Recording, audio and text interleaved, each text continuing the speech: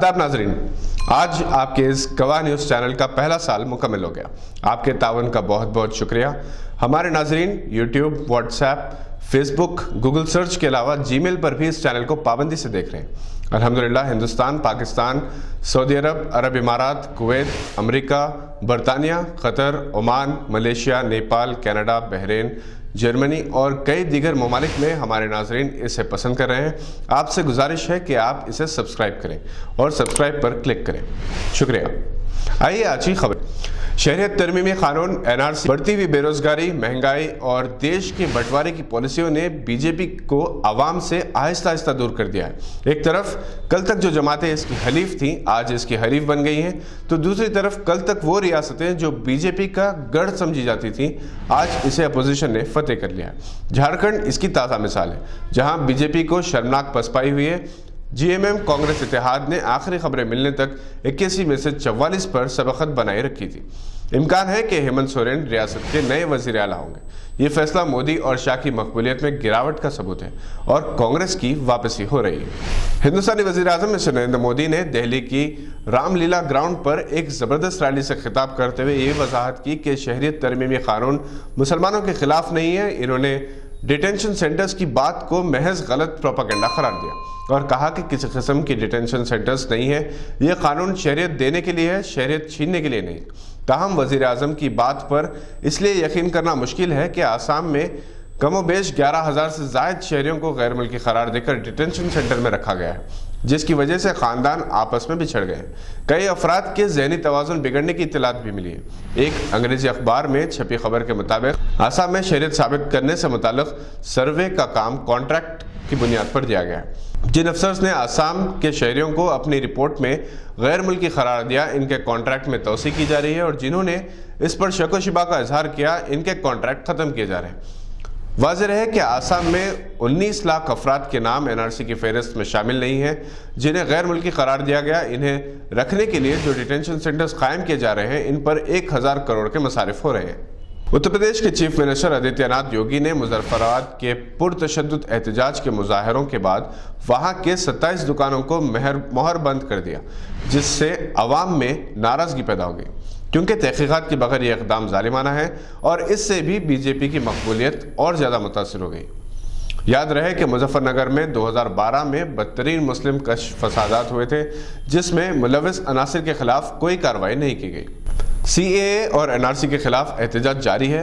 दिल्ली में राजघाट पर कांग्रेस का धरना हो रहा है, जिसमें प्रियंका गांधी, गुलाम नबी आज़ाद और कई अहम कायदीन शामिल हैं। हैदराबाद में कांग्रेस ने बड़े पैमाने पर एहतजाज किया है। उत्तम कुमार रेड्डी, जफर जावेद, आमिर जावेद और कई सरकर्दा कायदीन ने मुजाहरे किए। धरना चौक इंदिरा पार्क पर जनाब मोहम्मद अली शब्बीर की क़यादत में ज़बरदस्त एहतजाज किया गया, जिसमें अर्जुन कुमार यादव, साबिक़ MP के अलावा कई सरकर्दा कायदीन शामिल थे। हैदराबाद उस्मानिया यूनिवर्सिटी और मौलाना आज़ाद यूनिवर्सिटी में भी रैली का एहतमाम किया गया। पाकिस्तान ने श्रीलंका के खिलाफ 2 टेस्ट मैचेस की सीरीज जीत ली है। 10 साल बाद पाकिस्तान में श्रीलंका की टीम ने टेस्ट सीरीज खेली है। दूसरे टेस्ट में पाकिस्तानी टीम अगरचे के पहली इनिंग्स में लड़खड़ा गई, ताहम दूसरे इनिंग्स में आबिद अली, शान मसूद, अजहर अली और बाबर आजम की सेंचुरियों की बदौलत हिमालयी स्कोर खड़ा करने में कामयाब हुई। इसने श्रीलंका को आसानी से शिकस्त फाश दे दी। इसकी कामयाबी में पाकिस्तान के बॉलर्स ने भी अहम रोल अदा किया।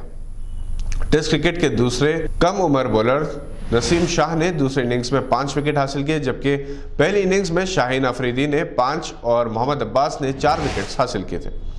आबिद अली को मैन ऑफ द मैच और मैन ऑफ द सीरीज का अवार्ड पेश किया गया। हिंदुस्तान ने वेस्टइंडीज के खिलाफ वनडे सीरीज जीत ली। तीसरे वनडे में कोहली, राहुल, रोहित शर्मा की शानदार बैटिंग, मगर इससे कहीं ज्यादा शार्दुल ठाकुर की आखिरी ओवर में बैटिंग की बदौलत हिंदुस्तान ने ये कामयाबी हासिल की। शार्दुल ठाकुर ने, जो बॉलर हैं, आखिरी ओवर में 17 रन बनाए, जिससे ये सनसनीखेज मैच हिंदुस्तान के हक में हो गया, वरना अहम खिलाड़ी आखिरी वक्त पर आउट हो गए थे और वेस्टइंडीज की कामयाबी यकीनी दिखाई दे रही थी। रोहित शर्मा को मैन ऑफ द सीरीज और विराट कोहली को मैन ऑफ द मैच का अवार्ड पेश किया गया। अब डॉक्टर अब्दुल रशीद जुनैद से आलम इस्लाम की खबरें। बिस्मिल्लाहिर्रहमानिर्रहीम। आदाब नाज़रीन, पाकिस्तान के साबिक़ सदर व फौजी जनरल रिटायर्ड परवेज़ मुशर्रफ को फांसी की सज़ा दिया जाना नामुमकिन समझा जा रहा है, क्योंकि फ़ौज के अलावा आम पाकिस्तानी भी इसके खिलाफ दिखाई देते हैं। پاکستان کے ممتاز صحافی اور تجزیہ نگار حسن نثار نے اس فیصلے کو عدالت کا نہیں جہالت کا فیصلہ قرار دیا ہے، جبکہ بعض ٹی وی چینلز پر مختلف شعبہ حیات سے تعلق رکھنے والے دانشوروں اور اکابرین نے فیصلے میں استعمال کی گئی زبان اور الفاظ پر کڑی تنقید کی ہے۔ فیصلے کے پیراگراف 66 میں کہا گیا ہے کہ پرویز مشرف کو گرفتار کرنے اور سزا پر آمد کرنے کی ہر ممکن کوشش کرے، اور اگر پرویز مشرف پھانسی دینے سے قبل انتقال کر جاتے ہیں تو ان کی نعش کو 3 دن تک اسلام آباد کے ڈی چوک پر لٹکایا جائے۔ پاکستان کے ایک اور دانشور اور تجزیہ نگار مقبول جان اڑیا نے اسے غیر شرعی اور غیر انسانی فیصلہ قرار دیا اور کہا کہ اسلامی تاریخ میں اس قسم کی کوئی سزا کی مثال نہیں ملتی۔ اس بات کا یقین ہے کہ اس قسم کا فیصلہ دینے والے جج کے خلاف سخت کارروائی کی جائے گی۔ ہندوستان میں مسلمانوں کے ساتھ امتیازی قانون کے خلاف تمام ہندوستانیوں کے احتجاج کا اثر ہانگ کانگ پر بھی ہوا ہے، جہاں ایک زبردست ریالی چین کے مظلوم ایغور مسلمانوں کے حق میں نکالی گئی۔ پولیس کو اس ریالی کو منتشر کرنے کے لیے طاقت کا استعمال کرنا پڑا۔ اشرف غنی دوسری میعاد کے لیے افغانستان کے صدر منتخب ہو گئے۔ انہوں نے 50.64% ووٹ حاصل کیے۔ ان کے حریف ڈاکٹر عبداللہ کو 39.52 ووٹ ملے۔ انہوں نے انتخابی فیصلے کو مسترد کرتے ہوئے اسے فراڈ قرار دیا ہے۔ گزشتہ 2014 کے صدارتی انتخابات میں بھی اشرف غنی اور ڈاکٹر عبداللہ کے درمیان سخت مقابلہ ہوا تھا۔ عبداللہ نے اس وقت بھی شکست تسلیم نہ کی تھی، جس پر امریکہ نے دونوں حریفوں کے درمیان ثالثی کا کردار ادا کیا تھا، اور اس کے نتیجے میں ڈاکٹر عبداللہ کو چیف ایگزیکٹو آفیسر بنایا گیا اور صدر اشرف غنی تھے۔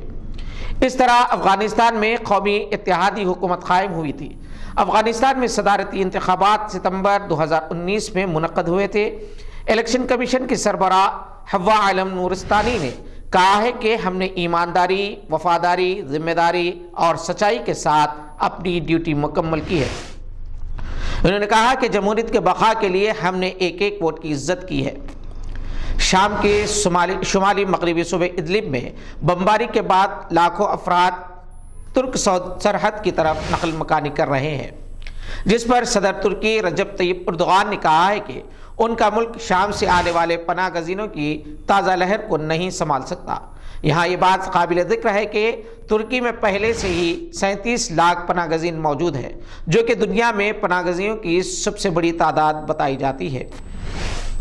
تیونس میں سیاحت کا نیا ریکارڈ۔ ذرائع ابلاغ کے مطابق رواں سال 20 دسمبر تک 9 ملین سے زائد سیاحوں نے تیونس کا رخ کر کے نیا ریکارڈ قائم کیا ہے۔ سعودی روزنامہ الشرق الاوسط کے مطابق تیونس کے وزیر سیاحت نے پریس کانفرنس میں کہا کہ 31 دسمبر تک سیاحوں کی تعداد 9.5 ملین تک پہنچ جائے گی۔ بتایا جاتا ہے کہ سیاحت کے شعبے سے کمائی جانے والی آمدنی $1.88 بلین تک متوقع ہے۔ یہ تھی چند اہم خبروں پر نظر، دیکھتے رہیے گواہ۔